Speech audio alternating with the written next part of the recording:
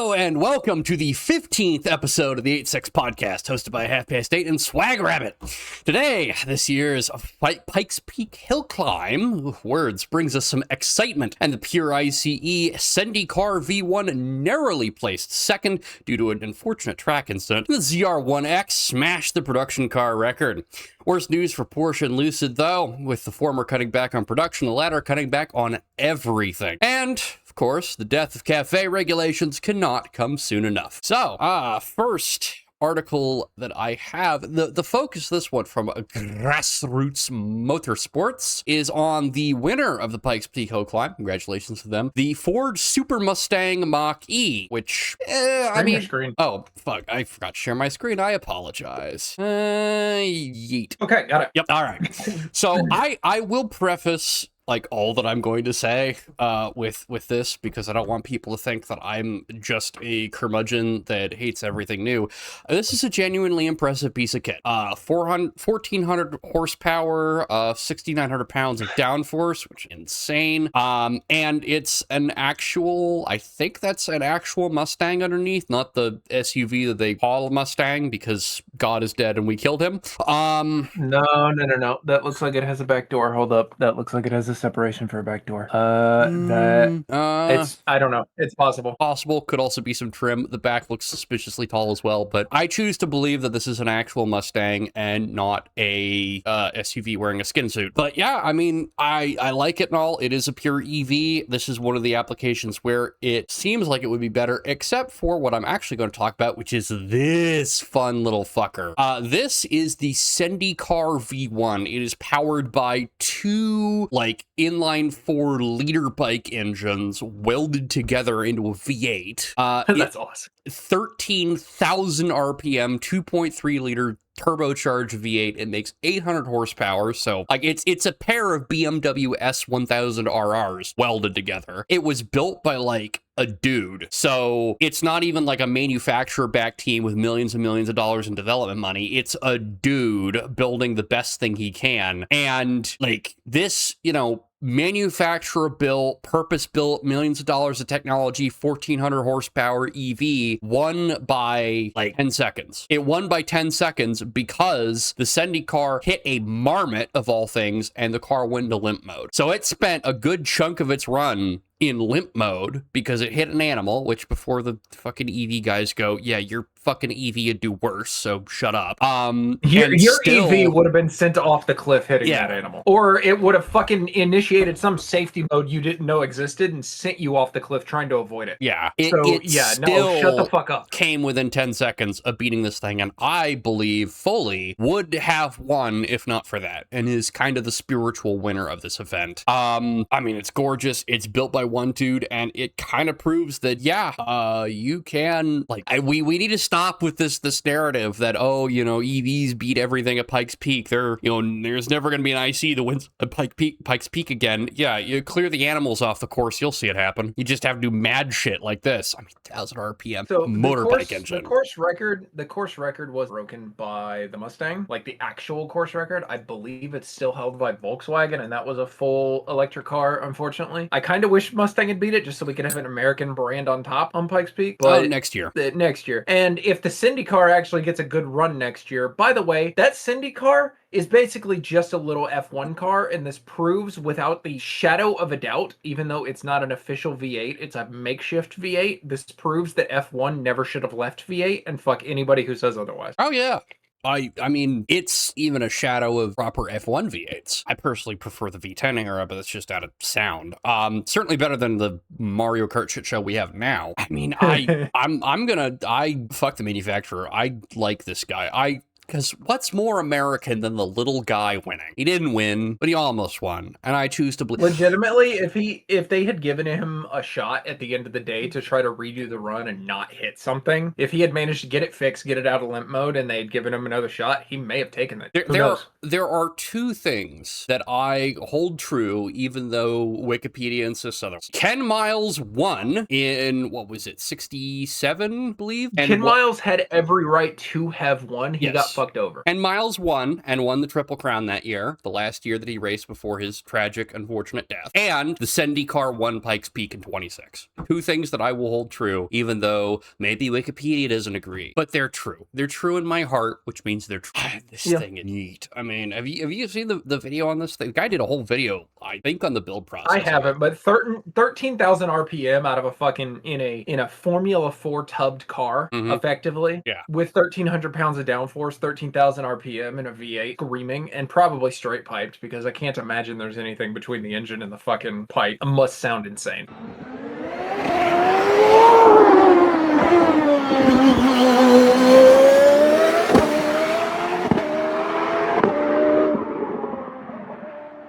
God damn, and look at the way that thing launches up the hill, too. That sounds insane. God damn, I want one. You have to build it I know, yourself. right?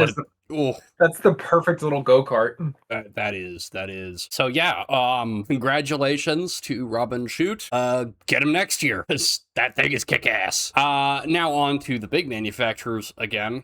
Also, I do have to say, congratulations to Ford. Yes. For setting, I will give them congratulations to Ford for setting another record on another course. Yes. Because they had done it. They've been doing Nuremberg like crazy. Now they did Pikes Peak. They set an incredible record. Chevy is doing the same thing. They're both kind of competing on this. Really cool to see two American manufacturers competing at the top fucking level of racing in multiple settings. Yeah. Awesome. So yes. I'm gonna give it to Ford for that. You should have used the Mustang Dark Horse, the race car. Yeah. Instead of an electric EV version. Yeah. Like, you should have tried to set a course record with the actual car. Because it's not like you couldn't. It's not like you couldn't. It would have set an incredible pace on Pikes Peak if you had tuned it correctly. If you went completely decided to go the cheat way. If you went completely batshit on that motor and built a V8 that revs all the way to the moon, you could have fucking done. Yep. And I know this because a guy almost did in a cave with a box of scraps.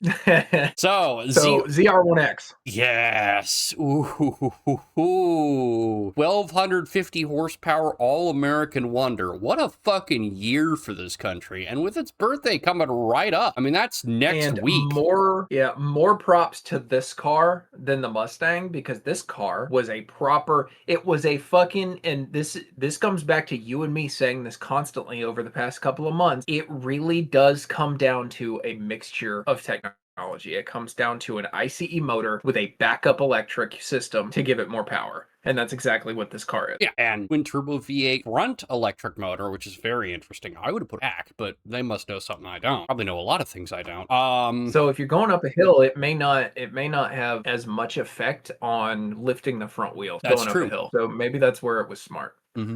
Yeah. So I believe, is this the first sub 10 of a production car? Pikes Peak production car. I mean, 930 though. Let's see. So no, it's the second one ever. The first one was 953.541. It was a Porsche 911 Turbo S. And then just over 10 is the Acura NSX Type S. Okay, so this is the second sub 10-minute climb in a production car, and it beat the previous record by 27 seconds. Which is fucking nuts to beat a Porsche up a hill by 27 seconds. Like, that is wild. In a car that's substantially heavier, I'd imagine, too. Yeah, and it looks... I think it blows it out of the water power-wise. I think it's almost 500 horsepower more than the Turbo S was. That would absolutely track. It's like 1,250 out of this. And also, I mean, you say hybrid, I will say, it's only 186 horsepower electric motor. So you have an ICE that's making over 1,000 horsepower, and then you tack on a little electric motor to presumably to kind of help it get the revs up towards the upper end of the hill and keep it out of the bottom of the rev range because it's turbocharged. Because it's production, you can't just throw on an anti-lag system. So you've kind of got to have a different way of getting past turbo lag. I imagine that's what they're doing with that, and it clearly paid off. But I mean, okay, so the Porsche actually has a little bit of my respect. It had set that sub 10-minute record with 640 horsepower. Ooh, so nice. This thing is double that horsepower and beat it only by 27 seconds. I mean, it's still fucking impressive. That's it. Yeah, I mean, it still set the record. Porsche doing it with half the horsepower is pretty. Look at that fucking wing too. You could lift off a Cessna with that thing. You could. It is aggressive. It is a slab they just bolted to the back of that. Oh, I mean, that looks like fun. I mean, okay, I think I have the opposite view on Corvettes that you do, and I will defend my position. I don't like the old, aside from like the really old, like first or second gen. I like those a little bit. I like the new ones more than I like the older ones. Person, I just like the look. I like the rear or rear mid-engine layout a little bit more. I do wish they were front-engined, but I kind of like them. Look, I love the new Corvette. I hate that they're named Corvette. Fair I enough. don't hate the Corvette. I hate the fact that it's named that. Because to me, Corvettes will always be front engine, rear wheel drive car. Mhm. That's the way they were first designed. That's the way they've always been. And now this is, I want to be a Ferrari, but I'm not quite a Ferrari. To me, that's what it feels like. That's fair. I do not hate the car. I hate the name on that car. I will say there is something delightfully American about beating Ferrari at their own game and being cheaper to boot. I completely agree with you. These cars started at half the value of Ferraris and gave you better numbers in most things, even in base trim. My personal thought on the issue, I mean, I already said I hate the fact that they named it that. They should have named it the Stingray and just left it as the Stingray. Just make it, like, indicate in every possible way, this is the successor to the Corvette. We're not making the Corvettes the way we used to. We needed to do a slight rebrand. Here's the Stingray. The Stingray has always been a name connected with the Corvette anyway, so just name it the Stingray and say this is the spiritual successor, this is the future, here's how we're doing. That's my whole argument. I love the car. It's a fantastic car. I've seen them in person. I've ridden in them. They're fantastic. They're fast. They stick to the ground like glue, and they're cheap. Except for the ZR1s and the ZR1Xs. Those are fucking expensive. But you know what I mean. Yeah. Fantastic car. Just shouldn't have been named that. Now we just need them to bring back the Chevelle. Oh my God, don't even get me fucking started. And if they dirty the name of the Chevelle with some shit car, I'm gonna burn them to the ground. I'm gonna go and burn the corporate office to the ground over that shit. I will say there was one thing I just saw that is slightly concerning. He admitted to keeping the traction control activated, albeit at the lowest setting, to keep the hybrid powertrain happiest. So completely turn off the traction control in a car with front wheel drive fucking full electric torque. It probably would have had a weird time cornering. I'm gonna be honest. It was probably for the best that he did that. Fair. On some of these newer cars, the electric fucking nannies turned down like to race mode effectively are probably way more effective than just trying to drive the car with everything off, especially at that power level. Yeah, at that power level, I still cling to the 200-300 horsepower cars where you can turn everything off and the car is still drive, and where it just does what you fucking tell. It does what you tell it. You don't have to keep the nannies on to you don't have to keep the nannies on to keep power. It's like I could have every fun car ever built, have driven them each thousands of hours, and my mind would probably not change. In my personal opinion, there's nothing more fun than driving a slow car fast. Yeah, the big thing that I loved about my Miata is you could put your foot to the floor, row through the gears, have a great fucking time, and never get a speeding ticket. But anyways. But with this much power on a cliff and they're trying to set a record, I would have kept the shit on too. I see the argument. It's the part about like keeping the hybrid powertrain the happiest, which kind of implies you're losing performance if you turn that shit off. I get that in a high performance car, maybe, but I still, out of principle, I'm never going to like a car that loses performance by turning like nanny shit off. Out of principle, I'd agree. But since they're racing for a time, having him randomly lose traction, especially on Pike's Peak, randomly losing traction, one, you spin out, you don't get another chance at the fucking time, and you just lose the whole fucking point. Like, so you can't go until next year again and try again. And the other part of that is if it really fucks up and if you spin out at the wrong time, you're going off a cliff.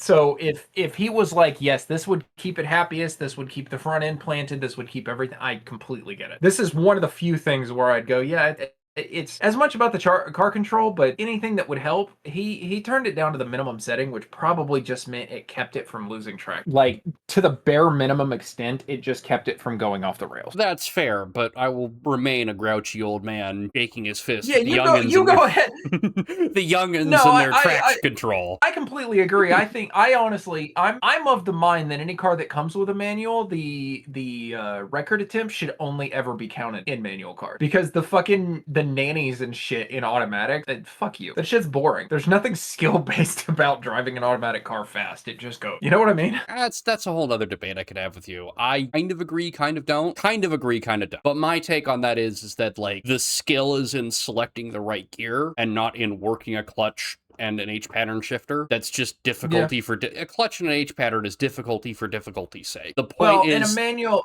what I mean by manual is having to actually pick the gears. So if it's even if it's an automatic, you have to be in the manual mode where you have to physically shift. Because if you're just putting foot to the floor, there's no skill in that. Fuck that time. And that's where I agree with the argument that yes, there is a skill difference between actually selecting gears versus just putting it in drive. And frankly, you're always going to be faster selecting gears. You're never going to be faster, no matter how smart or advanced the transmission is. You're never going to be faster with it selecting gears for you. But I don't think that a clutch and an H pattern, I think a clutch and an H pattern, as opposed to like a DCT, that's just like difficulty for difficulty's sake. There's no additional skill from having a clutch and an H pattern. It's just making it harder to make it hard. So DCT versus traditional manual, I would say it's the same skill level. So fucking the YouTuber Amelia Hartford actually entered her own ZR1 and got the fastest woman ever to make it up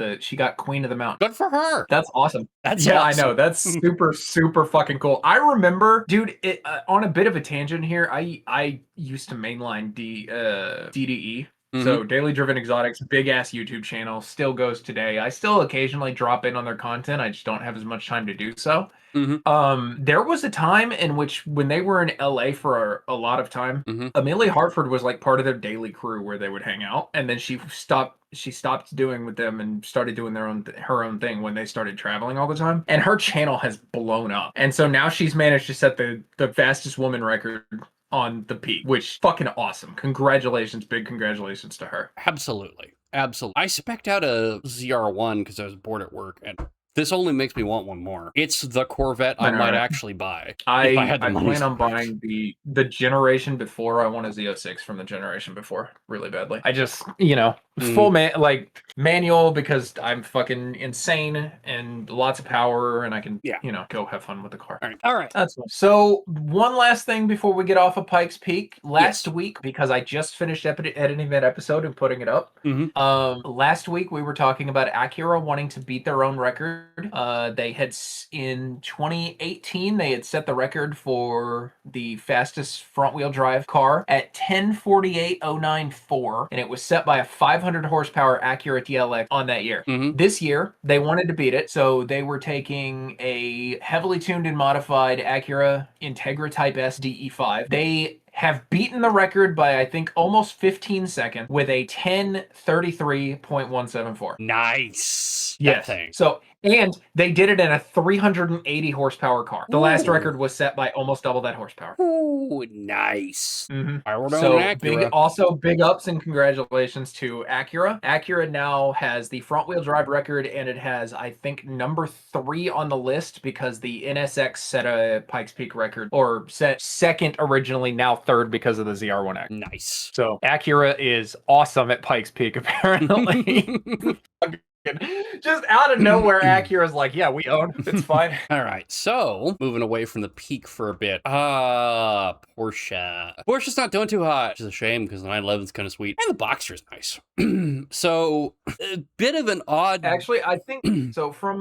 I'm sorry. I'm gonna let you go. But my take on this is that Porsche wants to become more of a Lamborghini type brand or a Ferrari type brand. That was kind of my conclusion as well, or one of my conclusions, and I'll get into. They're not doing too hot. They're struggling with sales in China because China's a shit investment. Highest youth unemployment rate probably in the world. Massive economic problems. They're a mirage on the horizon. I don't know why manufacturers still try to cater to them. And then they discontinued the Macan and 718 in Europe. So they're down 40,000 units in 2025 compared to their peak in 2023. And they've been struggling for a while. Part of the problem too is that new cars in general are getting too expensive for the average person. The massive inflationary spike in 2020, 2021 kind of really was a turning point. People just aren't buying new cars anymore. People can't afford to buy it anymore. And automakers have kind of two choices.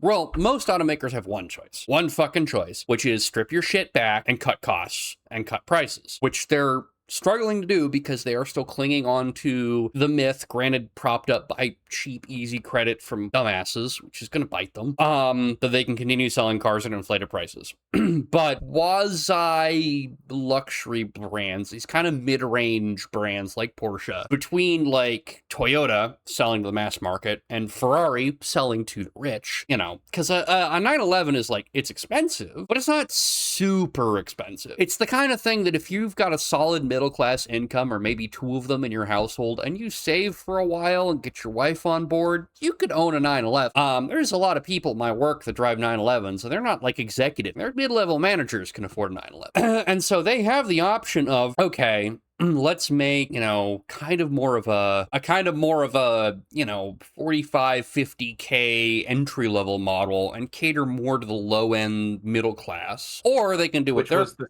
718 model. Yeah, or they can do what they're apparently going to do, which is cut back on production and try and make the brand more exclusive and kind of start chipping into Volkswagen, not Volkswagen, I own them if I remember correctly, Lamborghini, Ferraris, Domain, that sort of stuff. I don't think that's the play, and I don't think that's the play for a number of reasons. My reasoning is predominantly like, these are legacy brands that have the better part of, or in some cases over 100 years established in the like high-end luxury car space. Okay, these are companies that have been operating since World War II, making high-end luxury vehicles for the wealthy. It's gonna be hard to break into that space. You have customers that are already very conservative that tend to, you know, they have a couple brands that they know that they're gonna stick with. Porsche, to them, is lower end. It's kind of like, there was another article that I saw that I didn't put in. Maserati is trying to facelift their stuff and trying to appeal to that higher end. They're not going to succeed either, because Maserati is the poor man's supercar. Porsche is the middle class, middle manager's sports car. The wealthy that they want to appeal to aren't going to be attractive. So here's my take on where Porsche stands right now. You said they're getting rid of the Macan and the 718. The 718 lineup is in Europe. Okay, so it's not everywhere, luckily. If it was everywhere, they'd be really making a stupid choice, because the 718 lineup is their entry level, which means people can get into these cars, realize how good they are, and then they want to move up. And then because they already like Porsche from the 718, they buy a Macan for their wife. That's how that works. And then when they move up and they get higher trims, and they're keeping the Cayenne. Honestly, I think the Cayenne is the worst car out of the Cayenne and the Macan, or the Macan. I like the Macan more. It looks sportier. The Cayennes, I haven't seen the latest ones, but I remember liking the Macan a lot more. The 718s they're getting rid of, that's really stupid, but the EU is a shit show anyway, so I'm not worried about it. As far as the higher end goes, 911s are like a beginner supercar. They're not really a supercar. They're the highest end of the sports car, right up against the line. They're the same way. And as much as some people may get on to me about this, Porsche is the same thing as Mercedes AMG GTs, like the high-end GT cars. Those are still a sports car, not technically a supercar, because they're fucking grand touring cars. And then it's the same for the Nissan GTR, the 5th gen. They're not technically supercars. They're just very high-spec sports cars. But Porsche did this thing where they made the last GT3 RS way too exclusive. The dealers pumped the price up, and then people were still buying it because it was so high. It became kind of a collector's item, and anybody that had one was like, yeah, I have one. I'm just like, if I'm on the collector's list, like I would be for Ferrari, you have to buy a bunch of shit that you don't want in order to get the thing that you do want, or pay like $200,000-$300,000 over sticker for this car. They did that with the last RSs, and now they have this fucking belief that they're on the same level as Ferrari and Lamborghini and stuff.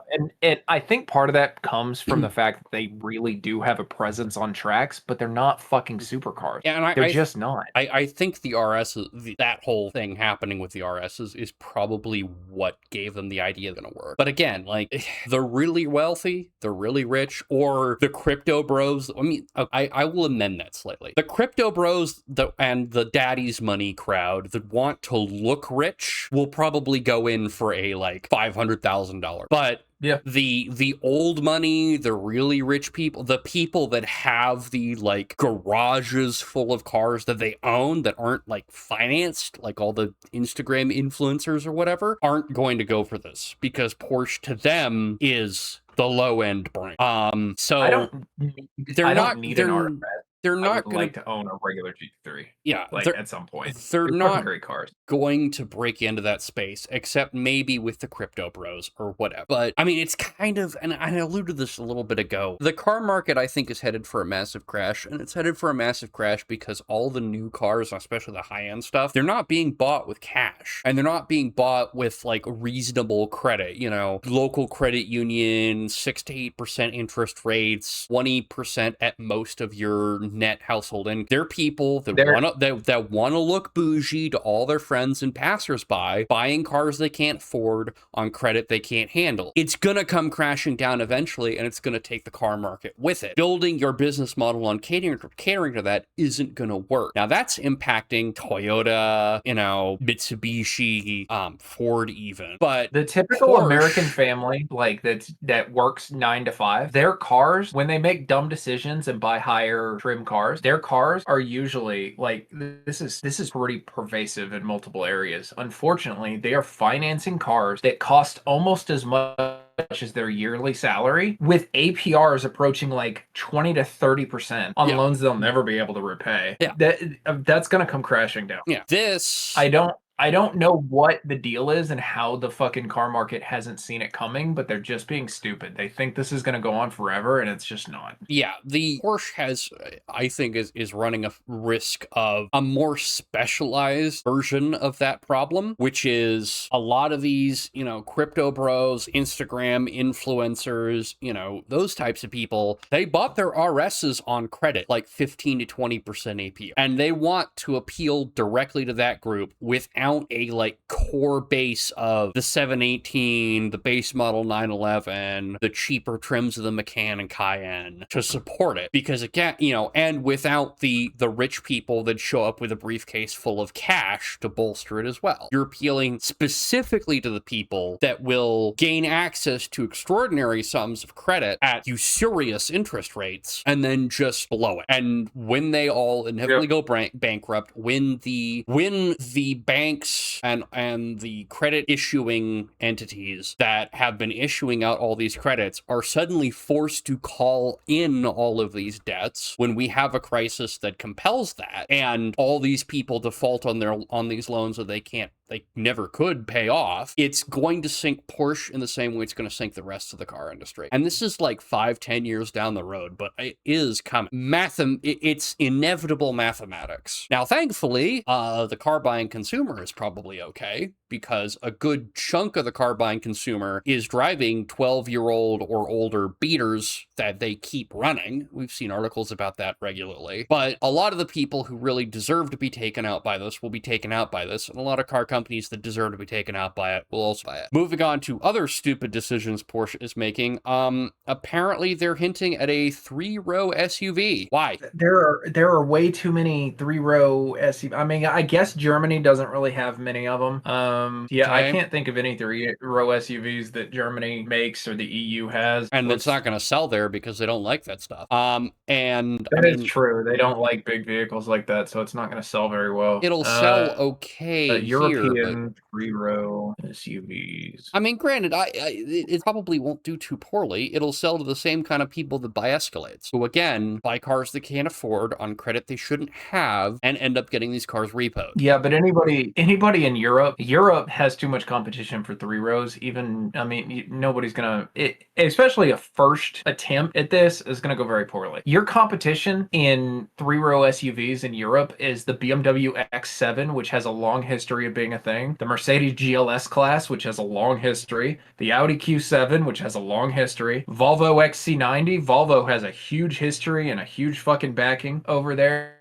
And then Land Rover Defender 130. I think the theme here is that Those are its biggest competitors. yeah, I think the theme here is that Porsche, how to pronounce it, they have a lot of their current niche isn't They working. have imposter syndrome. Yeah, their current niche isn't working. They need to break into a new niche. They're going to face stiff competition, whatever niche they break into, but they've chosen probably one of the worst ones they could, two of the worst niches they could try and break, which is luxury 3-row SUVs, which is established, and like high-end supercar, which is already established. Instead of, I don't know, expanding the 718, introducing a lower trim of the 911, and acknowledging the fact that the middle class buyers that they've been selling to for decades now do not have the money that they used to have. So, I mean, good luck to them, because they're a company that makes cars that I want to drive, aside from whatever the fuck that is. But yeah. Yeah, Porsche, yeah, I mean, here's the thing. Porsche has a reputation for being, and people get it confused all the time. They think these are supercars because they're always setting records and shit. They're, like I said, they're really high trim sports cars, but they're not supercars. They're not special enough to be considered supercars. They have too long of a history with that fucking limitation to start now. Unfortunately, they'd have to branch off to do that and probably make another brand. But if you ask any real car guy where Porsche sits in the lineup, you'll ask 80% of them will say it's not a supercar. 80% of actual people that pay attention to this shit on a daily basis, other than just, oh, that's a pretty car, maybe I'll make enough money to own that one day. People that actually give a shit, this isn't a supercar, it's a sports car. Yeah. Sorry, I don't know where this fucking like belief that you're some fucking Lamborghini-esque asshole. It really sounds like they just want Lamborghinis, you know, or not, maybe not just a Lamborghini, but they want the Lamborghini, Ferrari, McLaren treatment, where it's like, we sell, 700 cars a year, but every car we sell costs $300,000, so we keep the fucking company pretty cash rich at all times. Yeah, I mean, again, I hope they survive, but they're making stupid decisions like most of the rest of the car market outside of Japan. Well, and honestly, if I would have gotten rid of the fucking the Cheyenne over the Macan. Yeah. But I don't know what the European market looks like. The Cheyenne may be a more popular choice out there, so maybe that's based on some shit. But getting rid of the 718 is just wild to me, because you want the beginner level for people to get into. What gets you into these cars? Ferrari has a beginner level too. It's just way more expensive. Yeah. But getting rid of your beginner level and then just having the high trim stuff makes absolutely zero sense. Yeah. And moving on to a company that I don't care about, Lucid. Okay. Yeah. Turns out Lucid doing exactly what they're fucking supposed to be doing, which is failing miserably because it's an all-electric car. And, I mean, being leveraged to the fucking gills, like most EV companies. I think at one point, I can't remember if it was them or Rivian, but they had more debt than some countries. Like, absurd. They just eliminated 18% of their US workforce on top of the 12% they already laid off earlier this year. They've lost 30% of their manpower in, like, 6 months, and they're reducing production because they have, surprise, surprise, high inventory. Because people, you can tell a lot by a technology by two things: by what happens when you start paying people to adopt it, and what happens when you stop paying people to adopt. We stopped paying people to adopt pure EVs, and the ever prophesized enough of people have this, it's been introduced enough, people realize they're awesome and great, and they're going to keep buying them anyways. Didn't happen. Sales cratered because you're not getting paid like $7,000 to own one. Well, and it's getting more expensive to own them too. So the cars every year are costing a little bit more. Tesla fucking raised prices 50%, 100% between 2-year model for the same fucking thing. Yeah. The cars have never looked any different. Tesla's been in fucking a company making cars for like a decade and a half now or some shit like that, and the cars really haven't changed at all in looks. Well, and speaking of looks, I mean, this looks generic as shit. It's a blob. Yeah, I mean, that's what all EV are. Generic They're blob. Fucking generic ass pieces of shit.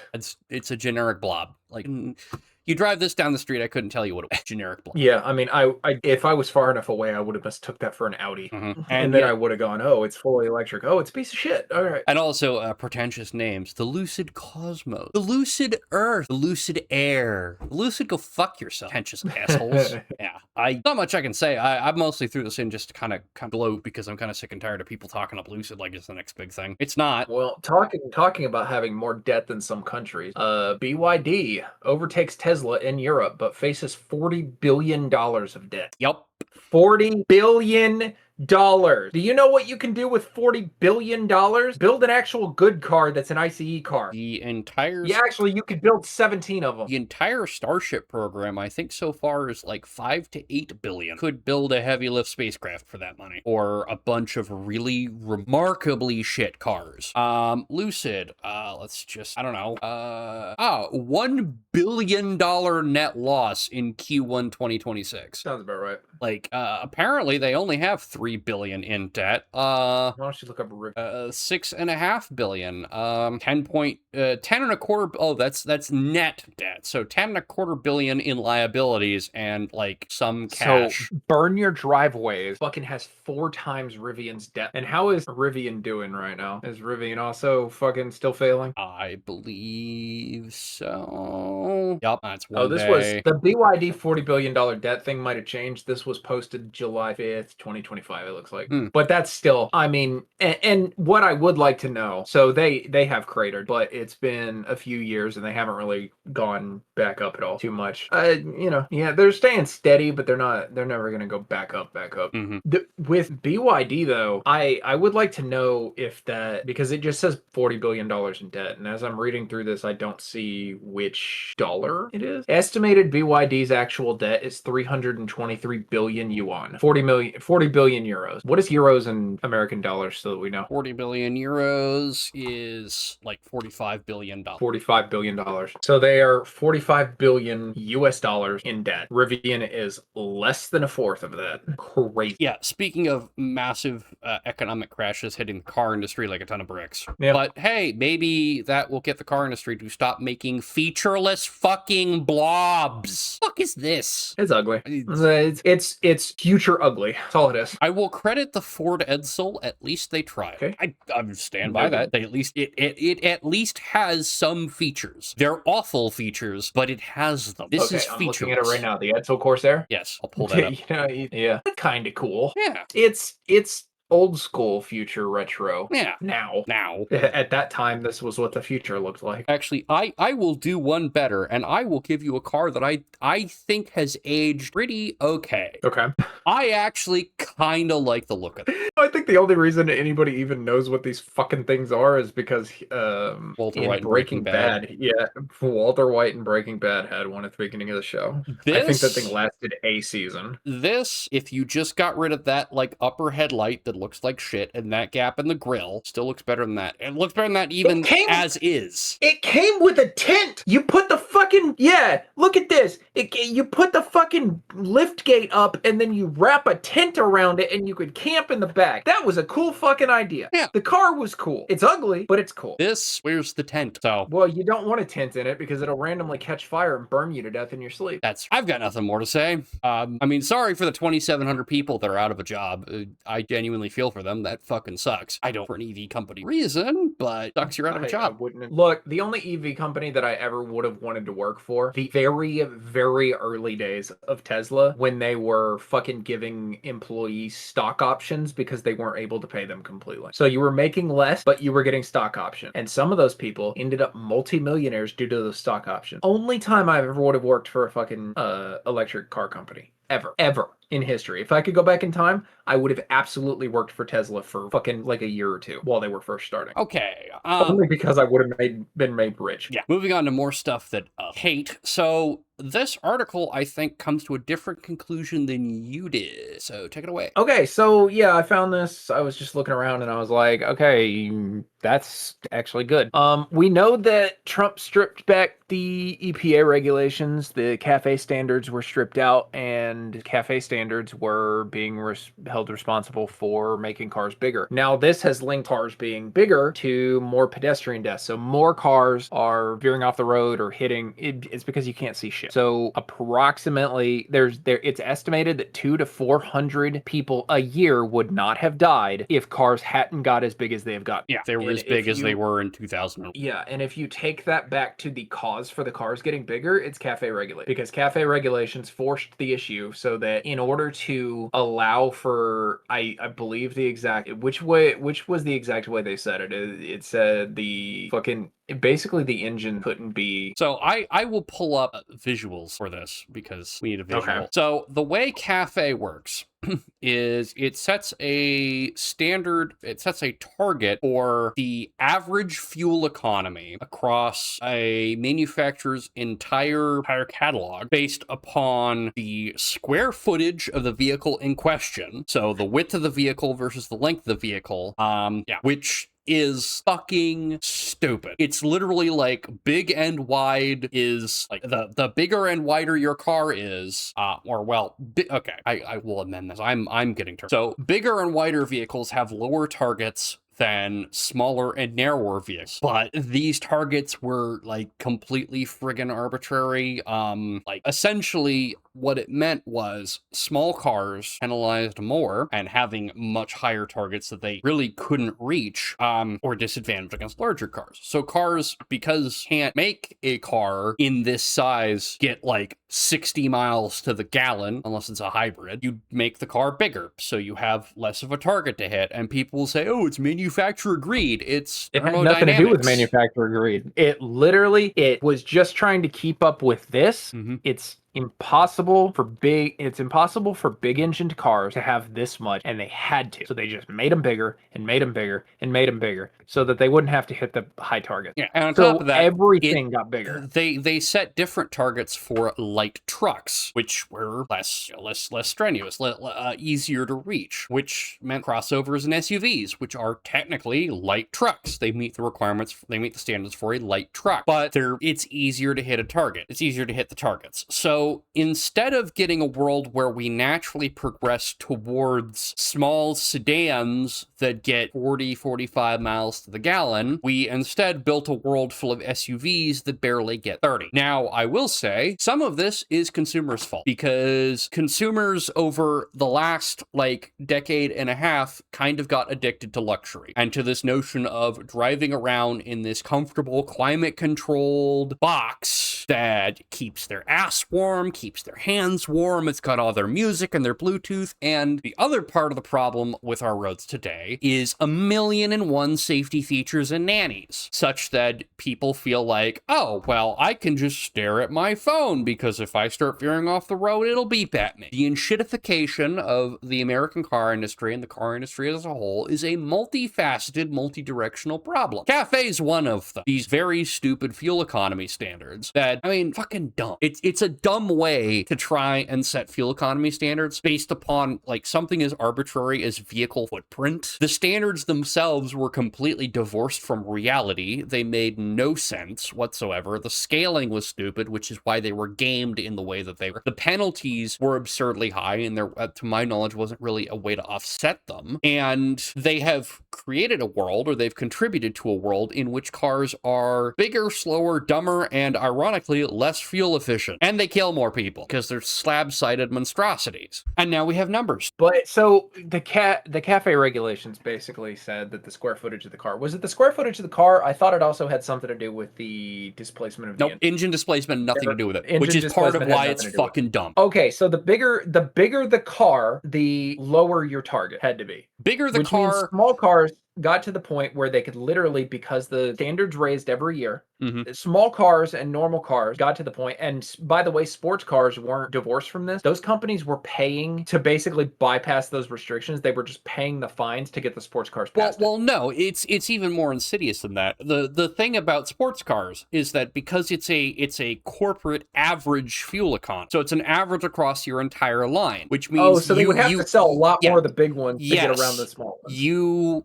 couldn't sell too many. It was a weighted average based on how many you sold. So you couldn't sell too many sports cars that didn't meet the standard, because then you would invoke penalties. So if you've ever wondered why the small, cheap, affordable little sports car has died, Cafe. Because now, if you want to sell sports cars, and there's still a demand for sports cars, you have to constrain the supply so you don't run afoul of Cafe. Which means you can't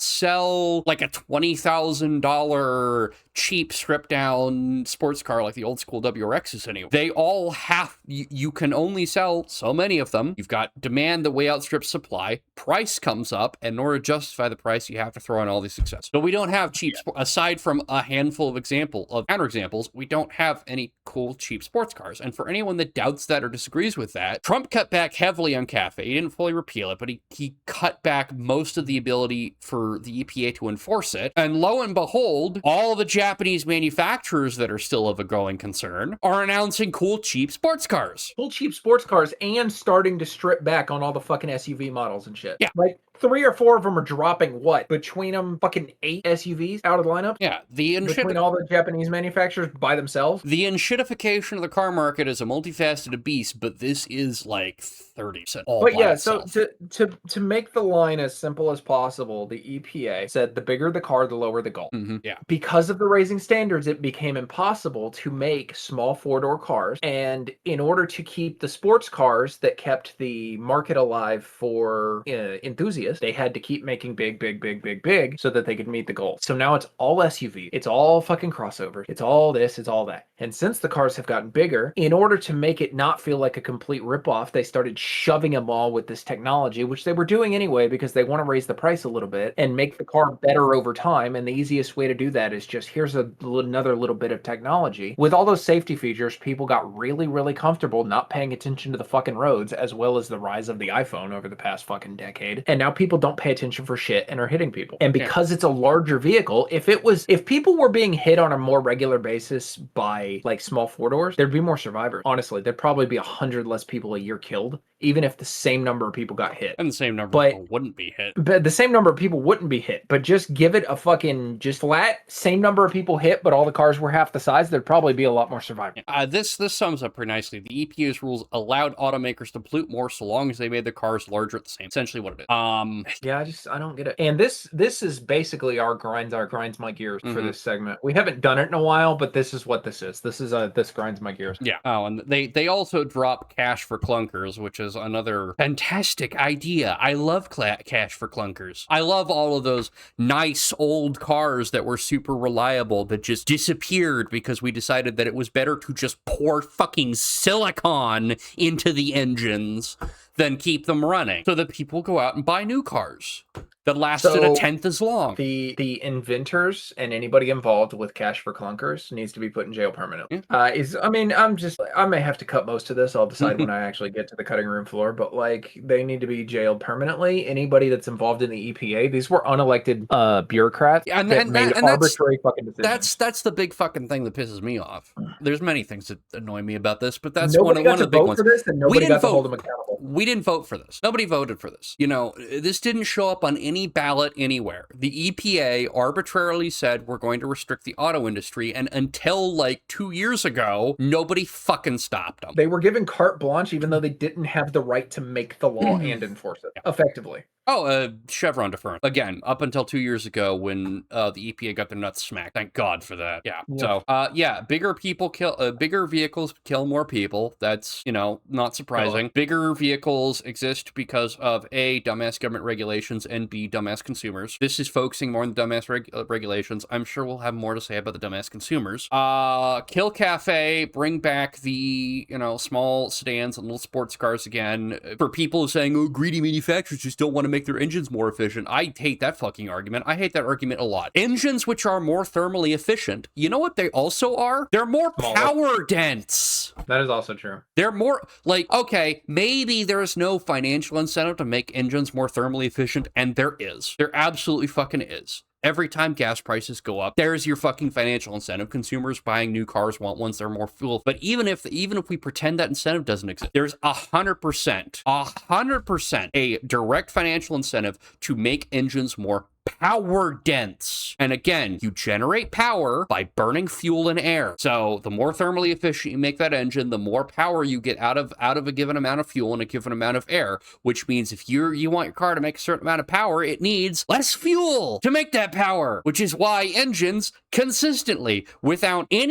really no incentive backing this, have gotten more and more thermally efficient for like 50 fucking years. They'll do that on their own. It's crazy. Market forces, dumbass. So yeah, kill Cafe, and while we're at it, don't fully legalize K-trucks because there's no fucking way a Subaru Sambar is going to make it on I-5, but like maybe a little bit of regulation. You're not taking a Subaru Sambar on the interstate, but an easy one. So K-trucks and K-cars, honestly, I could see a regulation that are like the smaller end of fucking dirt bikes and shit. They're not street legal, but you can take them around town effectively. I would say they're that not for highway legal. most of them. Some of them, Suzuki Cappuccino, Honda Beat, Autosam EZ1, you can take them on the highway because they're just sporty enough. I would say, honestly, just set the regulation based on 0 to 60 time. If you can go 0 to 60 in under, I don't know, 12 seconds, it's about slow for this generation of vehicles, you can go on the highway. 0 to 60 in under 12 seconds at a top speed of 85 miles an hour or above, you can go on the interstate. Yeah, the 85 miles an hour or above is important, but also I think they should be able to climb from about 40 miles an hour to at least 65 in the average length across the United States, in the average length of a entry, like a highway entrance.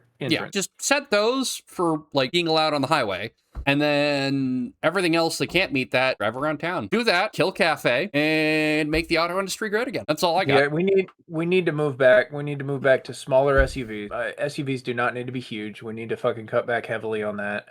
We can cut half of all of the models of fucking crossovers, and then they need to start coming out with 4-door fucking sedans again. So the sedan market needs to make a huge comeback. Everything would get smaller, and then because less people are buying the SUVs would probably change further. They would trend down in size very, very slowly, and then they'd get back to a more reasonable level. Give it about 5-7 years, and they'd be back to a more reasonable fucking level of huge, and nobody would be the wiser. Also, start handing out tickets for shitty parking. Start handing out tickets for hanging out in the left lane and braking in the middle of a turn. Yep. All right. That's all I got. Got anything else? No, I think I'm good. And on that terrible disappointment, thank you all very much for watching. See y'all next week. Have a good one.